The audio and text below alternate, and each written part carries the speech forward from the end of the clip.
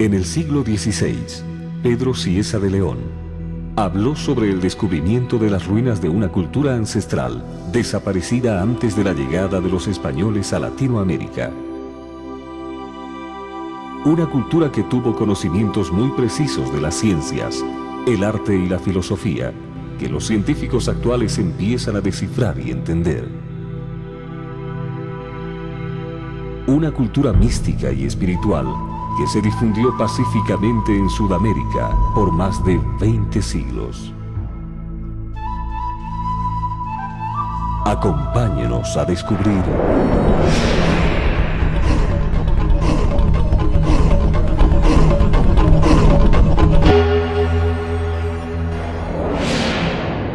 los secretos de Tiwanaku.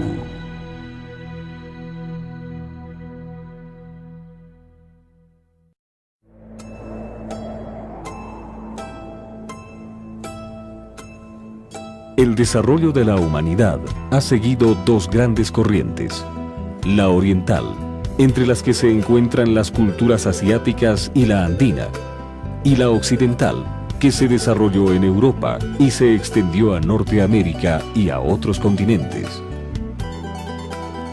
Si bien la cultura occidental y la andina tienen una larga historia que se remonta a más de 15.000 años antes de Cristo, ambas se desarrollaron con características completamente diferentes. Durante muchos años, las investigaciones sobre la cultura tiwanacota utilizaron parámetros y referencias de culturas occidentales. Pero desde 1985, el doctor en filosofía Jorge Miranda, junto a un grupo de investigadores y científicos, se dio a la tarea de reinterpretar estos hallazgos, basándose en los conocimientos de la filosofía, la mitología, el idioma, las tradiciones y las leyendas de la cultura andina. Sin lugar a dudas, la cultura tiwanaku es una de las más antiguas y más importantes en América del Sur. Y para poderla entender en su verdadera magnitud, tenemos que utilizar sus principios y categorías expresados en su propia filosofía. Caso contrario, cometeríamos un error de apreciación al utilizar criterios de otras culturas que son ajenas a su contexto cultural. El doctor Miranda vivió en su niñez en una comunidad aymara, conociendo y compartiendo la cosmovisión de los indígenas, lo cual le permitió llegar a ser un yatiri. Pero otra cosa es el yatiri, que es el hombre de conocimiento. No en vano los españoles los persiguieron tanto, ¿no?, los extirpadores de idolatrías. Y el yatiri lo quisieron hacer aparecer como a brujo, ¿no? Los restos arqueológicos de Tiwanaku se encuentran en la provincia Los Andes, a 71 kilómetros de la ciudad de La Paz, sede de gobierno de la República de Bolivia. Tradicionalmente, el territorio de Tiwanaku ha sido descrito como un área relativamente pequeña, emplazada en los Andes bolivianos. Pero según las nuevas investigaciones, la influencia del pensamiento tiwanacota abarcó un extenso territorio, que cubre desde Cundinamarca en Colombia por el norte hasta la isla de Pascua en Chile hacia el sur, y desde el delta del Amazonas en Brasil por el este hasta las costas del Océano Pacífico por el oeste. Según los datos arqueológicos, Tiwanaku vivió más de 2000 años de paz y armonía en perfecta confraternidad entre pueblos y comunidades diferentes, practicando una filosofía complementaria, comunitarista, recíproca y espiritualmente animista que pudo mantenerse latente por varios siglos. Los occidentales ven la historia como una sucesión de fenómenos, donde la tecnología es el principal elemento que sustenta el desarrollo social. Las etapas superadas son parte de la historia y no pueden repetirse en el futuro. De esta manera, se generó el concepto del desarrollo histórico lineal. En la historia de la humanidad, Occidente identifica 5 épocas separadas por eventos y acontecimientos puntuales: la prehistoria, la historia antigua, la Edad Media, la Edad Moderna y la Edad Contemporánea que perdura hasta nuestros días. En cambio, para Tiwanaku, La historia de la humanidad transcurre en épocas que conforman ciclos, donde el principal elemento es el desarrollo social y cultural, que da énfasis a la práctica de las costumbres y la filosofía por encima del desarrollo tecnológico. En esta corriente, los ciclos históricos se dividen en 4 épocas o pachas. La primera época es el Chamaj Pacha, que es la etapa de inexperiencia y búsqueda de una identidad social. La segunda época es el Turu Pacha, o de consolidación sedentaria de la sociedad en aldeas, comunidades, pueblos y ciudades. La tercera época es el Jana Pacha, que es la etapa del apogeo cultural y la expansión de los conocimientos, las ciencias, el arte y la tecnología. Y finalmente el Caja Pacha, que es la época de expansión imperialista, donde una cultura se cree más evolucionada y trata de imponer su filosofía y sus costumbres a otras comunidades como verdades absolutas, así sea por la fuerza, lo que ocasiona la ruptura del equilibrio para dar inicio a un nuevo ciclo. Esta forma tihuanacota de ver la historia, aplicada a todas las culturas, nos muestra que la época imperialista, o Caja Pacha, ha consolidado élites privilegiadas y provoca reacciones en las sociedades oprimidas, dando lugar a una profunda descomposición de la estructura de poder y la ruptura del equilibrio hasta producir el desmoronamiento de la cultura opresora.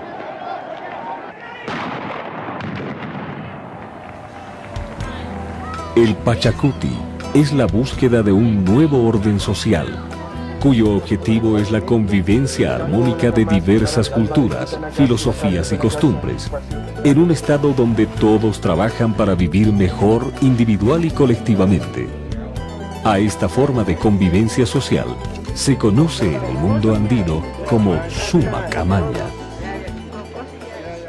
Los occidentales vivieron en guerras y sometimientos continuos que enfrentaron a los pueblos en búsqueda de conquista territorial, explotación irracional de recursos naturales y la imposición de su forma de pensamiento, produciendo el esclavismo, el genocidio y el individualismo como efectos de la supremacía del más fuerte. En cambio, la cultura tihuanacota no dejó evidencias de invasiones ni pueblos sometidos.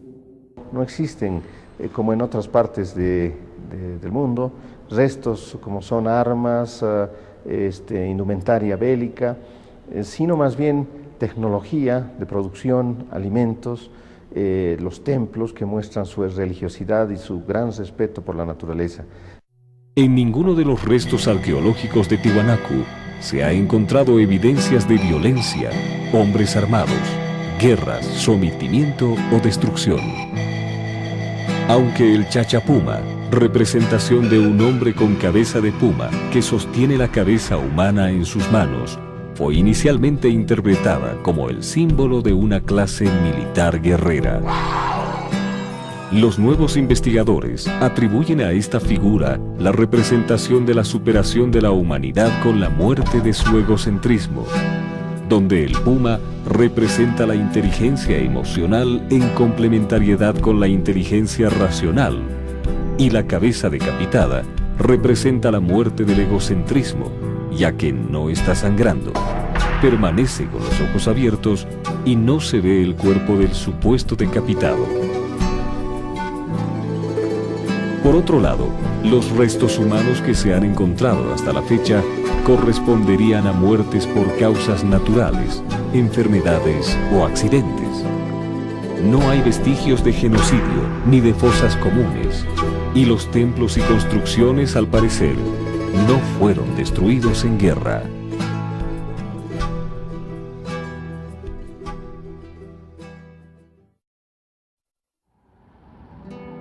Para comprender mejor a Tiwanaku, comparamos la cosmovisión andina con la cosmovisión occidental y tomamos a la cultura romana como ejemplo, por ser casi contemporánea con la cultura tihuanacota. Tiwanaku se desarrolló entre el año 1200 a.C. y el año 900 de nuestra era, abarcando más de 20 siglos. Roma se desarrolló entre el año 754 a.C. hasta el año 476 de nuestra era, abarcando más de 12 siglos. El origen de la cultura tihuanacota se remonta al asentamiento de la cultura vizcachani en el altiplano andino, aproximadamente el año 5000 a.C. Inicialmente los vizcachani dieron origen a las culturas chipaya y urus, que se desarrollaron hasta nuestros días, separadas y paralelas al resto de las culturas andinas y amazónicas.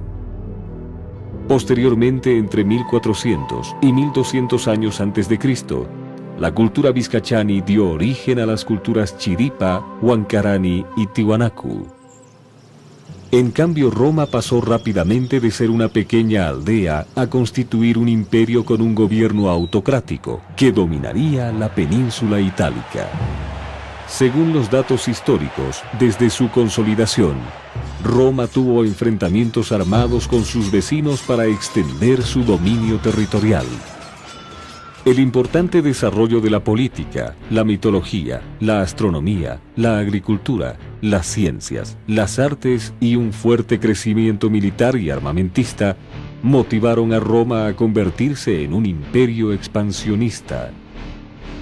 Roma expandió su cultura mediante invasiones, conquistas y esclavizaciones armadas, que perduraron hasta el año 117 después de Cristo. Esta expansión desenfrenada en Europa y el norte de África provocó conflictos internos y externos, que desembocaron en la caída del gran imperio romano el año 476, con la destitución de Rómulo Augusto, el último emperador romano, de solo 14 años de edad. Mientras tanto, en Sudamérica nacía la cultura tihuanacota el año 1200 a.C., logrando un importante desarrollo filosófico, científico, social y cultural que dio inicio a una expansión pacífica de su cultura a través de la prédica y el ejemplo. Los tihuanacotas pudieron influir en las comunidades de las serranías y el altiplano, como también en las ubicadas en las tierras bajas del Amazonas, dando lugar al concepto del poliandinismo amazónico. El término poliandinismo amazónico está mostrando una nueva visión de lo que fue el pasado del mundo andino amazónico. Una relación entre los pueblos de diferentes pisos ecológicos. Habría que hablar incluso de pueblos que habitaban la costa, vinculados con pueblos de la región de los llanos, de la selva, de pueblos guaraníes, con pueblos collas o aymaras, y todos ellos constituyendo un tejido social armónico y que fue el motivo para influir a gran parte del continente. Para Jorge Miranda, los tallados con forma de cangrejo de mar del monolito fraile en Tiwanaku son una prueba de esta expansión hacia el Océano Pacífico. Esta hipótesis está reforzada por la presencia de restos arqueológicos tihuanacotas en el valle de Azapa, cerca de Arica, como también en los estratos inferiores de excavaciones arqueológicas en la isla de Pascua, en Chile. Por otro lado, los monolitos Pocotía, descubiertos en el territorio de Tiwanaku, han sido interpretados como habitantes amazónicos, ya que tienen el dorso desnudo, parecen vestir solo taparrabos y sus rasgos físicos se asemejan a los chiquitanos originarios de la región amazónica. Como evidencia viva de esta expansión, las culturas amazónicas de Bolivia, al igual que las andinas, continúan practicando el comunitarismo, la complementariedad de opuestos y el animismo. La tarea de difundir y expandir la cultura tihuanacota estaba a cargo de los amautas y yatiris de Tiwanaku. Los yatiris eran sacerdotes sabios capacitados en medicina tradicional que debían mantener la salud física y espiritual del pueblo, manteniendo el concepto de que no se puede curar el cuerpo sin curar también el alma.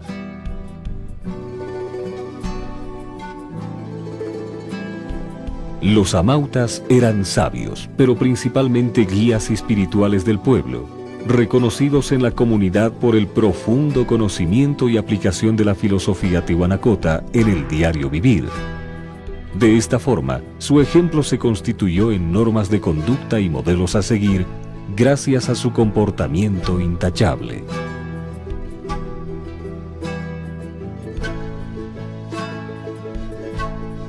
Los amautas y yatiris tihuanacotas realizaban extensos viajes por todas las regiones aledañas, los yatiris en busca de plantas medicinales y también para nutrir su cosmovisión con otras realidades, otras filosofías e incluso conocer otros dioses a los que también respetarían.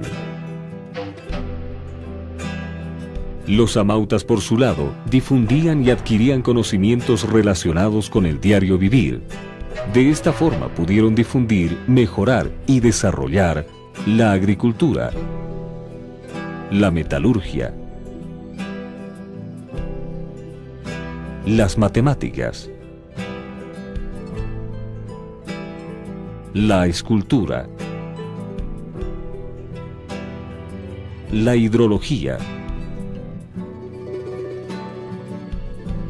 los textiles,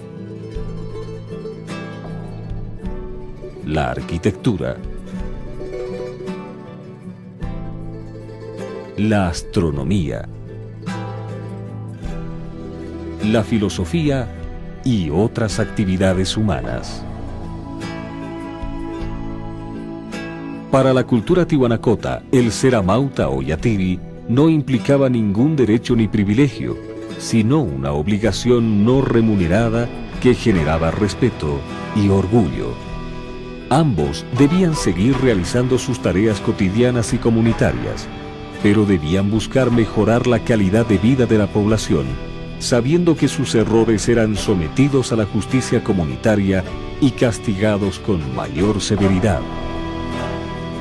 Los pueblos amazónicos también practicaron el comunitarismo, la complementariedad de opuestos y el animismo espiritual. En tiempos de paz, las decisiones eran tomadas entre todos los habitantes de la comunidad buscando el mayor beneficio para todos. No tenían gobernantes, pero si había un conflicto entre comunidades, se elegía al más diestro de los cazadores varones para organizar a los comunarios y prepararlos para un enfrentamiento.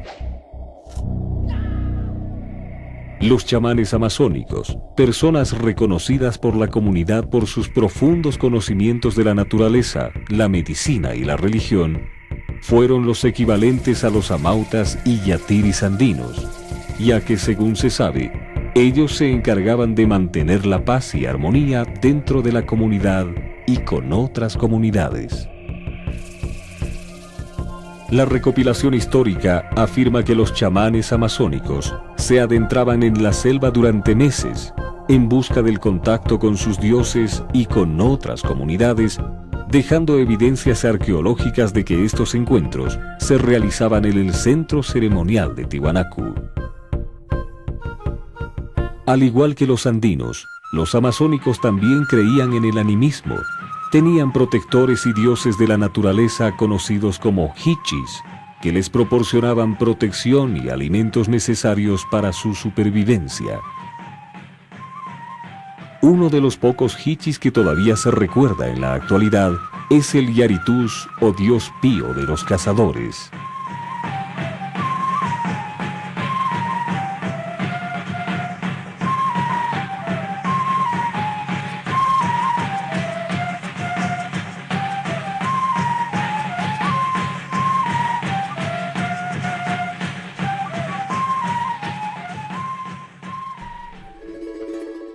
Aunque todavía se desconocen los motivos de su desaparición, una de las hipótesis plantea que Tiwanaku se separó el año 900 de nuestra era, formando a los señoríos aymaras, que se encargarían de continuar la difusión de la filosofía andina hasta la aparición de los incas, el año 1200 de nuestra era. La expansión de Tiwanaku se caracterizó por influir a las comunidades de gran parte de Sudamérica mediante la difusión de los conocimientos y el ejemplo de vida, creando un imperio pacífico y armónico de respeto y unidad. En cambio, según los datos históricos, Roma expandió su cultura mediante 56 guerras violentas y enfrentamientos armados, que sumaron 169 batallas y casi 1.000.000 de bajas humanas en 12 siglos de existencia. Los occidentales desarrollaron una filosofía de opuestos antagónicos que luchan por eliminarse, generando conceptos como la riqueza y la pobreza, el desarrollo y el subdesarrollo, lo moderno y lo antiguo, lo automático y lo manual, lo rápido y lo lento, lo eficiente y lo ineficiente, lo bueno y lo malo, y muchos otros, que expresan una lucha por la imposición de una verdad absoluta. Por el contrario, Tiwanaku desarrolló una filosofía complementaria de pares opuestos que se necesitan para coexistir, generando conceptos como Ayllu, que puede interpretarse como comunidad, o Tinku, que podría interpretarse como encuentro. El escritor e investigador Javier Medina, especializado en la ciencia y filosofía cuántica, puede ayudarnos a comprender la complementariedad de opuestos a través de una analogía entre el pensamiento cuántico y el pensamiento andino. El modelo indígena es un modelo cuántico y por consiguiente ha creado los conceptos para poder dar cuenta de esa experiencia, de esa manera de entender las cosas, ¿no? El modelo del Ayllu está compuesto por dos parcialidades. Una le llaman Aran, Urin, ¿no? O arriba y abajo, digamos, ¿no? Entonces, estas dos parcialidades, ves las dos energías, pues la energía bosónica de la física cuántica y la energía fermiónica. Ahí están, bosón y fermión. Entonces, la palabra Tinku no existe en castellano, en el sentido conceptual. Puedes decir encuentro, pero encuentro es generalísima, ¿no? Aquí Tinku es el encuentro de dos energías antagónicas. Y ese encuentro de dos energías antagónicas, su efecto es el Ayllu. Es como el ejemplo de la luz, ¿no? Tú tienes polo positivo, polo negativo, Aran, Urin. Cuando agarras el interruptor y las juntas, se produce una tercera cosa que es la luz, el Ayllu, que es más que la suma de polo positivo y polo negativo. Es un efecto cuántico, es lo que la lógica post-aristotélica llama un tercero incluido. Los tiwanacotas desarrollaron una espiritualidad animista que podía incluir a sus propios dioses y ancestros, como también a dioses y prácticas espirituales de otras culturas desconocidas para ellos. Esto les permitió mantener la paz y la armonía, respetando las costumbres y formas de vida diferentes. En contraste, la cultura occidental desarrolló religiones monoteístas que creían en un solo Dios, como los cristianos, o politeístas que creían en varios dioses propios, pero no aceptaban dioses ajenos, como los griegos. Por otro lado, el concepto occidental de territorio, que considera a la tierra como una propiedad, provocó luchas por la ocupación de nuevos dominios con recursos naturales, o por la simple expansión de un imperio que buscaba imponer su cultura. En cambio, el concepto de territorialismo andino establece que cada región, geográficamente diferente, puede dar origen a una forma particular de vida, con costumbres y expresiones filosóficas, sociales, políticas y religiosas propias, que les permite tener una identidad respetada y reconocida por todos. Además, para la cultura tiwanacota, la territorialidad tenía un significado espiritual muy profundo. La tierra está viva y es fuente de vida, como todo en el universo. Por eso la llamaban Madre Tierra o Pachamama, y era respetada como una divinidad a la cual se le hacían ofrendas. Aunque la tierra no le pertenecía a nadie, podía ser utilizada por las personas y comunidades que la necesitaban, cuidándola de una sobreexplotación, mediante el descanso periódico y la rotación de diferentes cultivos, cuyos restos servían de abono natural. Por respeto a la Madre Tierra, Las comunidades producían solo los alimentos que necesitaban para vivir, pero guardaban los mejores productos de sus cosechas para compartirlos con otros pueblos, junto con sus experiencias y conocimientos, cuando asistían a las reuniones habituales que se realizaban en el centro ceremonial de Tiahuanacu. Gracias a este principio, pudieron entenderse y convivir los unos con los otros, compartiendo e integrando el conocimiento de todas las comunidades para lograr una verdadera unidad en la diversidad. El comunitarismo fue la base de la estructura política, social y administrativa de Tiahuanacu y se la practicó aún después de su desaparición, quedando en nuestros días como parte de las costumbres ancestrales. La cultura occidental desarrolló dos corrientes políticas antagónicas: el capitalismo, que fomenta la creación de empresas privadas y protege el individualismo, y el comunismo, que privilegia solo el desarrollo estatal y gremial, desconociendo por completo la propiedad privada y la libertad individual. Por eso, cuando hablamos de la cultura occidental, nos referimos a ambas corrientes y sus derivados, que si bien son contrarios, tienen en común la búsqueda de imponer su doctrina como la única verdad. Tiahuanacu desarrolló un sistema político que reconocía y fomentaba la propiedad privada e individual de las casas, utensilios, herramientas y parte de las cosechas, pero también reconocía la propiedad comunitaria de la tierra. Esta forma de convivencia se mantuvo en casi toda Sudamérica hasta la aparición del Incario, que decidió conquistar y apropiarse de las tierras, pueblos y comunidades en un extenso territorio. Sin embargo, el imperio de los incas se extendió menos que Tiahuanacu. La administración pública generó dos formas diferentes de gobierno en Occidente.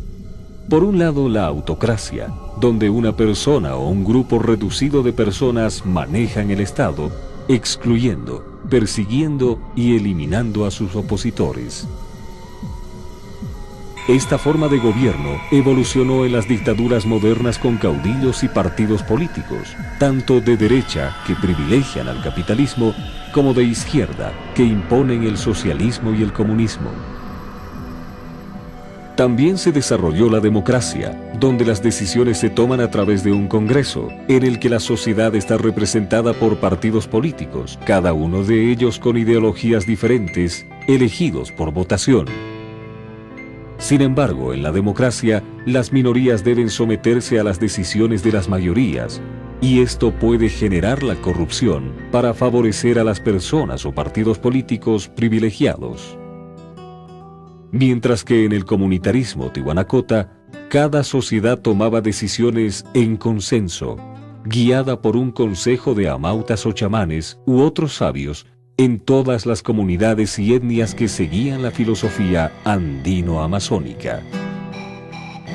Gracias a la participación de toda la comunidad en la toma de decisiones y la guía de los amautas y chamanes, el comunitarismo tihuanacota no daba cabida a la corrupción. En ningún momento se pretende desvalorizar ni disminuir ninguno de los alcances que logró la cultura occidental. Pero al comparar algunos aspectos ideológicos entre ambas culturas, la cultura tiahuanacu, la más ancestral de nuestro continente, con la cultura occidental, que hoy en día es hegemónica a nivel mundial, podemos entender las bases de los arquetipos o comportamientos sociales que las hacen radicalmente diferentes.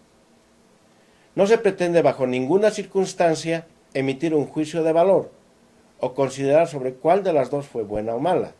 Más bien creo que cada uno de nosotros tiene la libertad de valorar estas aseveraciones.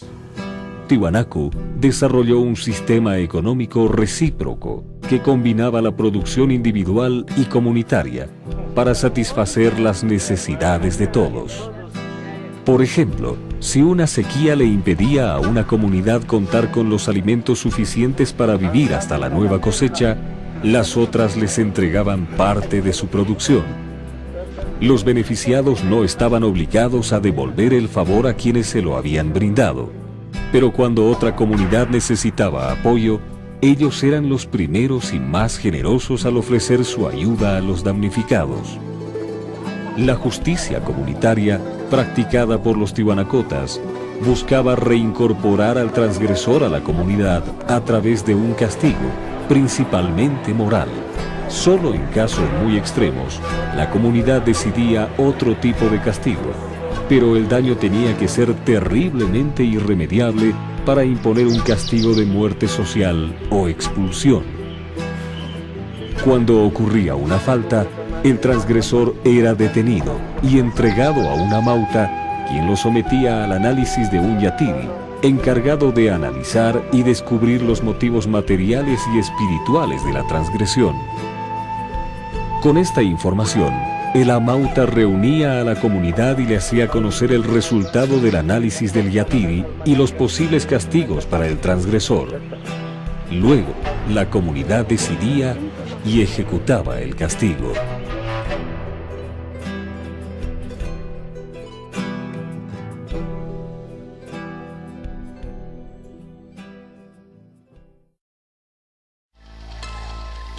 La filosofía tiwanacota se irradió pacíficamente a gran parte de Sudamérica, gracias a la aplicación de 4 de sus conceptos principales: la complementariedad de opuestos, el animismo espiritual, la territorialidad y el comunitarismo, dando como resultado la convivencia pacífica de disímiles.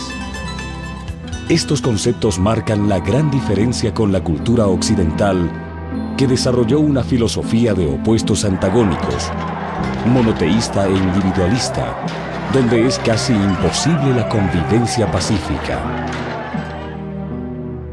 En Sudamérica se produjeron 2 grandes impactos de la cultura occidental sobre las culturas originarias.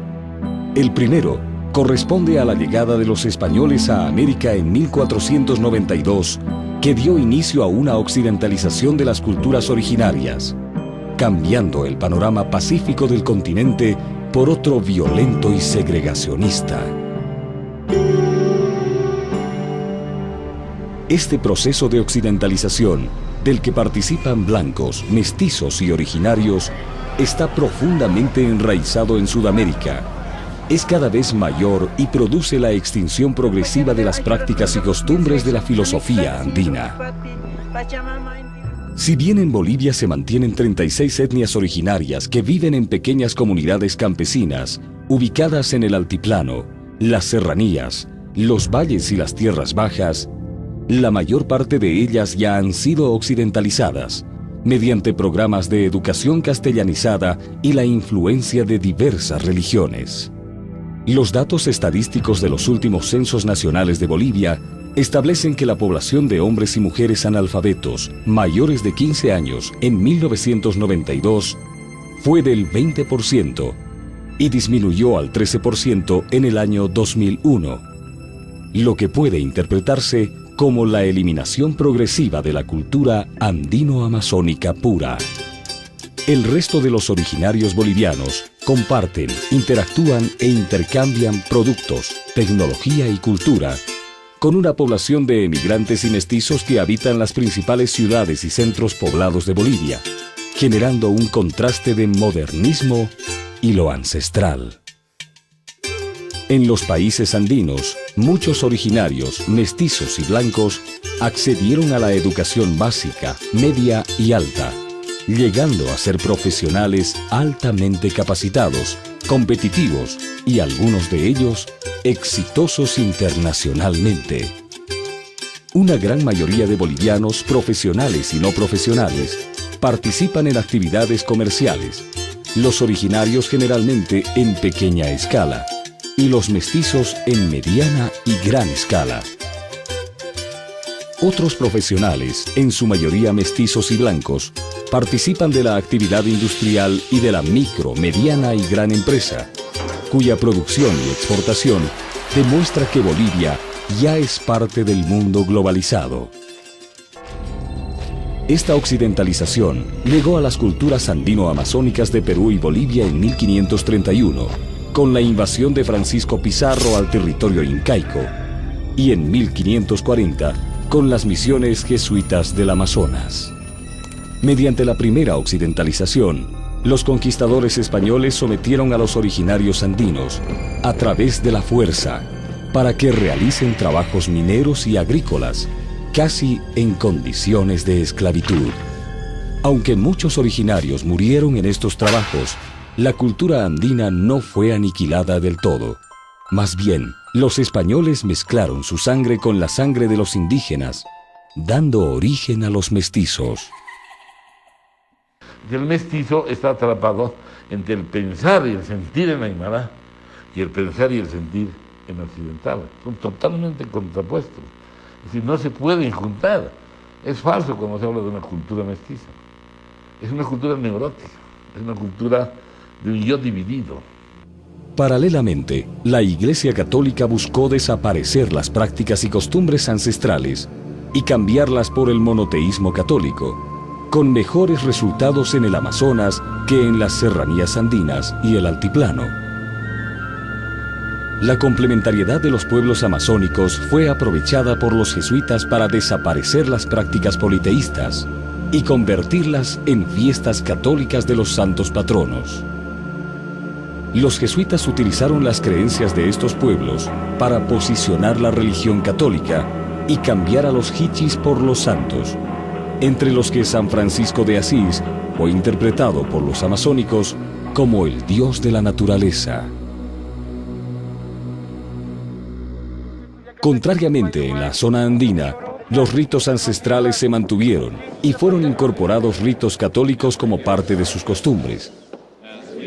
Por ejemplo, el Carnaval Minero de Potosí en Bolivia, en el que participan generalmente mineros originarios. Comienza con la ofrenda del corazón latiente de una llama recién sacrificada para la Pachamama. Luego, comparten coca y alcohol con el tío de la mina, que es la imagen del diablo, a quien consideran dueño de las riquezas minerales. Después, los mineros bajan del Cerro Rico a la ciudad de Potosí bailando y bebiendo, como parte del festejo.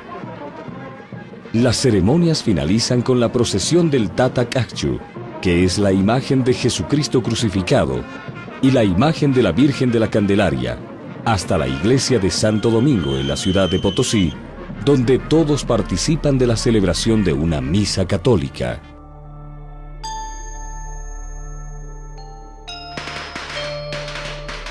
Ritos ancestrales como la coa, la chaya y el agradecimiento a la Pachamama se mantienen hasta nuestros días y son practicados también por mestizos y blancos en muchas ciudades y pueblos de Perú, Bolivia y Ecuador.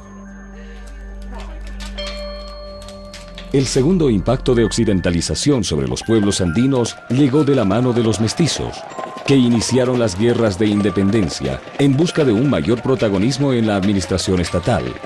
Aunque contaron con la ayuda de los indígenas y originarios en estas guerras, durante la vida republicana de sus países, se creó una clase gobernante que abusó del poder político y militar en beneficio de intereses personales, familiares y de grupos de poder, olvidando y excluyendo casi por completo a los indígenas y originarios.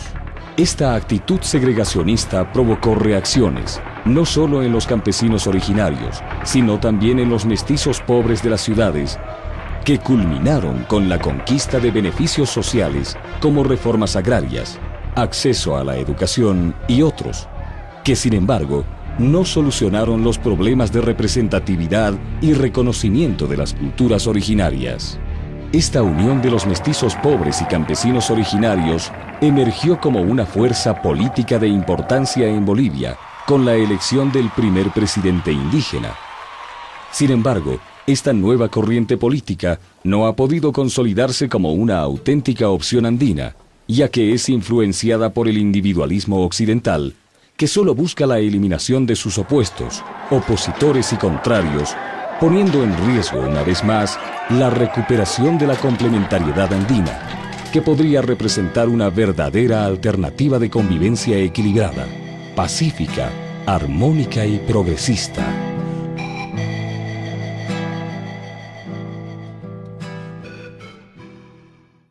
En los países andinos como Bolivia, Perú, Ecuador y Colombia, las culturas ancestrales se complementaron con la cultura occidental, corriendo el riesgo de la desaparición de su filosofía originaria.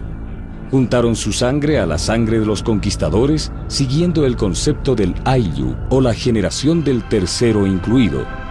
Aceptaron la alfabetización, aun cuando ésta significaba dejar de practicar y olvidar sus propias lenguas nativas. Incursionaron en el libre comercio y la actividad empresarial, alineándose en la competencia y la globalización, olvidando casi por completo el respeto a la naturaleza y la solidaridad. Cayeron en las prácticas de la democracia por medio de partidos políticos alineados a la cultura occidental, olvidando la filosofía tihuanacota, que establecía acuerdos de consenso pleno, orientados y dirigidos por los sabios y guías espirituales. Adoptaron el individualismo, la envidia, el egoísmo y el odio a sus opositores, olvidando la complementariedad de opuestos, e incluso cayeron en la corrupción, que no se conoció ni practicó en las culturas ancestrales. Los mestizos llegaron al poder con la ayuda de los indígenas y originarios, pero no permitieron su participación en la constitución de los países a los que pertenecían. Este hecho puede ser observado en el contenido de las constituciones políticas de los países latinos que formaron parte del Incario, ya que ninguna recupera los principios complementarios de la filosofía andina. En Bolivia, tras haber ganado las elecciones con un 54% de la votación, el 22 de enero del año 2006, Evo Morales, un hombre de origen aymara, fue posesionado como presidente de la República, como resultado de un proceso electoral basado en las prácticas y costumbres de la cultura occidental. Pero un día antes, el sábado 21 de enero de 2006, guías espirituales, enviados de pueblos indígenas originarios de Bolivia y otros países, y representantes de organizaciones sociales de Latinoamérica, junto a otras miles de personas de diferentes regiones y países del mundo, se congregaron en el centro ceremonial de Tiwanaku para participar de un rito ancestral organizado por el Consejo de Amautas de Bolivia. En esta ceremonia, los sabios andinos, mirando hacia el sur, pidieron a sus dioses y ancestros que doten al nuevo presidente de la capacidad de lograr un buen manejo económico. Del este, pedían que retome las bases y principios de paz, armonía y complementariedad de la antigua cultura tihuanacota. Del norte, los amautas pidieron la comprensión y el compromiso de los diferentes sectores sociales de Bolivia para que apoyen y acompañen el retorno al equilibrio. Y finalmente del oeste, pidieron que Evo Morales se despoje de todo prejuicio y egolatría para que pueda encaminar un Pachacuti que incluya y proteja a todos los bolivianos por igual. Hay un compromiso. Y este compromiso ya no es físico, ya no es con el hombre, ya es con el ancestro, ya es con la energía de la vida, con el gran espíritu, con el gran Contixi, Huiracocha, Pacha y Atichiri, es con el ordenador de la vida ya.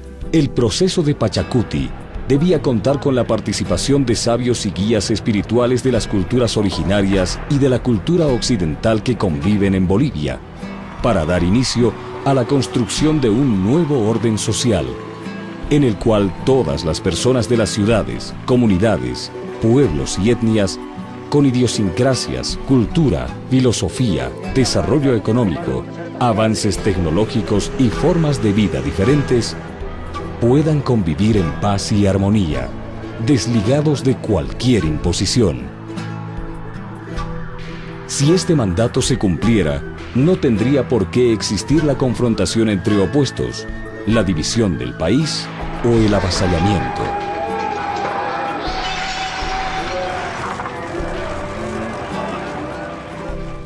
Queramos o no, en Bolivia se encuentran confrontadas estas dos visiones, la occidental y la amerindia, y la pregunta que surge es, ¿seremos capaces y tendremos la suficiente fuerza moral para poder entendernos y convivir entre diferentes? Los dados están echados. Solo falta nuestra participación decisiva para poder generar un equilibrio complementario y armónico en estos tiempos de cambio para nuestro planeta. ¿Seremos capaces de recuperar los principios de la cultura tihuanacota en beneficio de la humanidad?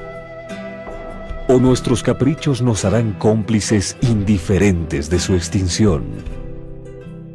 Todavía queda mucho por develar cuando sigamos descubriendo los secretos de Tiwanaku. Tiwanaku, revélame en tus misterios la luz. Vuelve Carapacha para que tus hijos crezcan en paz y amor, en paz y amor, sin dolor.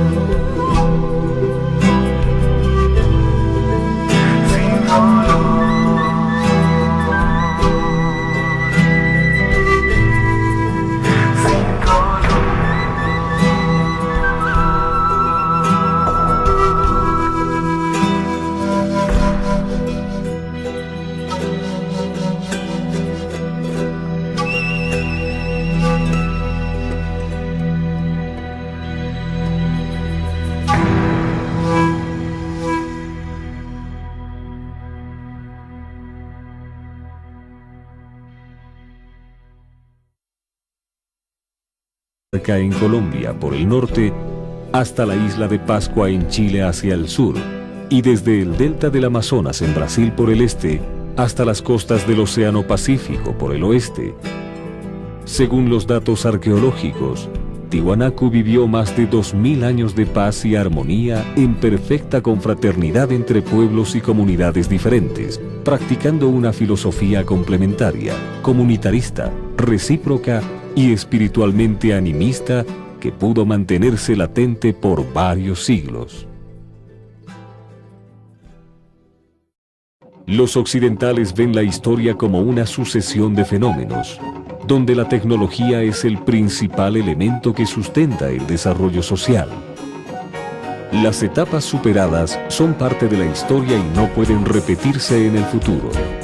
De esta manera, se generó el concepto del desarrollo histórico lineal. En la historia de la humanidad, Occidente identifica 5 épocas separadas por eventos y acontecimientos puntuales: la prehistoria, la historia antigua, la Edad Media, la Edad Moderna y la Edad Contemporánea que perdura hasta nuestros días.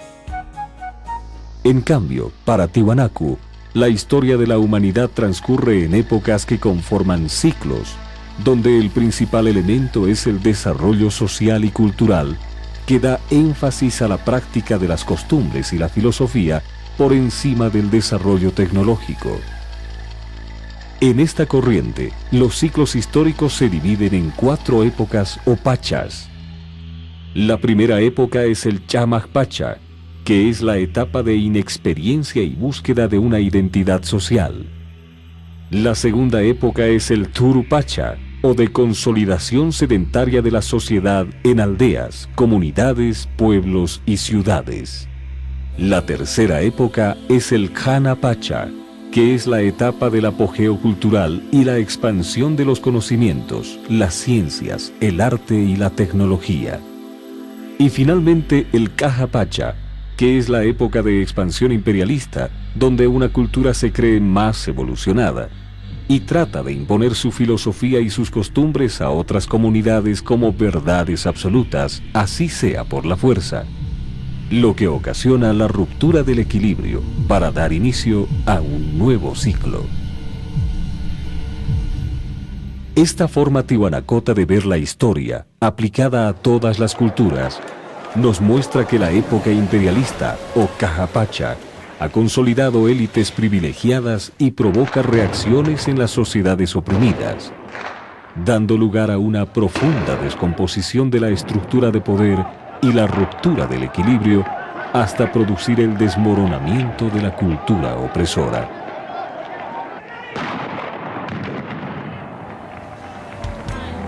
El Pachacuti es la búsqueda de un nuevo orden social, cuyo objetivo es la convivencia armónica de diversas culturas, filosofías y costumbres, en un estado donde todos trabajan para vivir mejor individual y colectivamente.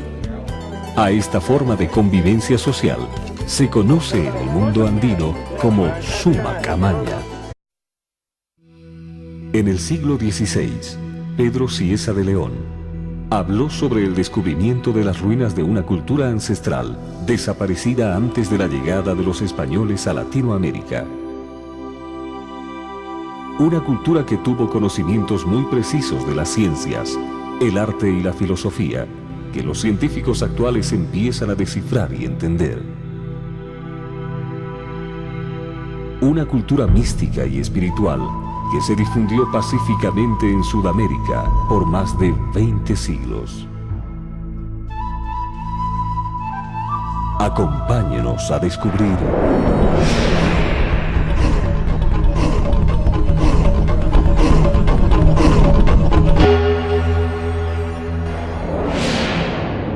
los secretos de Tiwanaku.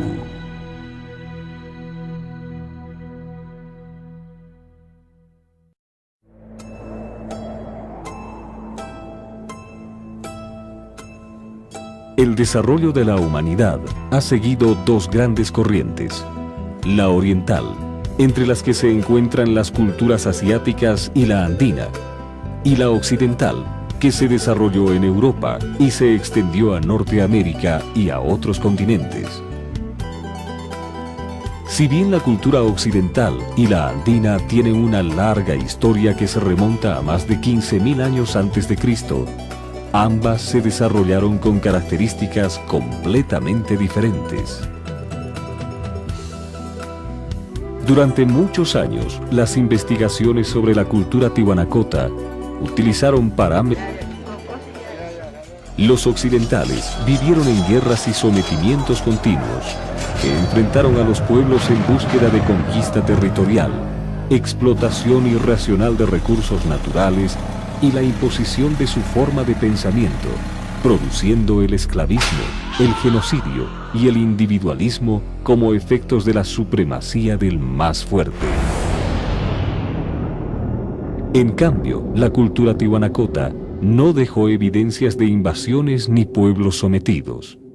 No existen, como en otras partes del mundo, restos como son armas, indumentaria bélica, sino más bien tecnología de producción, alimentos, los templos que muestran su religiosidad y su gran respeto por la naturaleza. En ninguno de los restos arqueológicos de Tiwanaku se ha encontrado evidencias de violencia, hombres armados, guerras, sometimiento o destrucción. Aunque el chachapuma, representación de un hombre con cabeza de puma que sostiene la cabeza humana en sus manos, fue inicialmente interpretada como el símbolo de una clase militar guerrera. Los nuevos investigadores atribuyen a esta figura la representación de la superación de la humanidad con la muerte de su egocentrismo, donde el puma representa la inteligencia emocional en complementariedad con la inteligencia racional, y la cabeza decapitada representa la muerte del egocentrismo, ya que no está sangrando, permanece con los ojos abiertos y no se ve el cuerpo del supuesto decapitado, metros y referencias de culturas occidentales. Pero desde 1985, el doctor en filosofía Jorge Miranda, junto a un grupo de investigadores y científicos, se dio a la tarea de reinterpretar estos hallazgos, basándose en los conocimientos de la filosofía, la mitología, el idioma, las tradiciones y las leyendas de la cultura andina. Sin lugar a dudas, la cultura tiahuanacu es una de las más antiguas y más importantes en América del Sur. Y para poderla entender en su verdadera magnitud, tenemos que utilizar sus principios y categorías expresados en su propia filosofía. Caso contrario, cometeríamos un error de apreciación al utilizar criterios de otras culturas que son ajenas a su contexto cultural. El doctor Miranda vivió en su niñez en una comunidad aymara, conociendo y compartiendo la cosmovisión de los indígenas, lo cual le permitió llegar a ser un yatiri. Pero otra cosa es el yatiri, que es el hombre de conocimiento. No en vano los españoles los persiguieron tanto, ¿no? Los extirpadores de idolatrías. Y al yatiri lo que quisieron hacer era parecer como a brujo, ¿no? Los restos arqueológicos de Tiwanaku se encuentran en la provincia Los Andes, a 71 kilómetros de la ciudad de La Paz, sede de gobierno de la República de Bolivia. Tradicionalmente, el territorio de Tiwanaku ha sido descrito como un área relativamente pequeña, emplazada en los Andes bolivianos. Pero según las nuevas investigaciones, la influencia del pensamiento tiwanacota abarcó un extenso territorio, que cubre desde Cundinamarca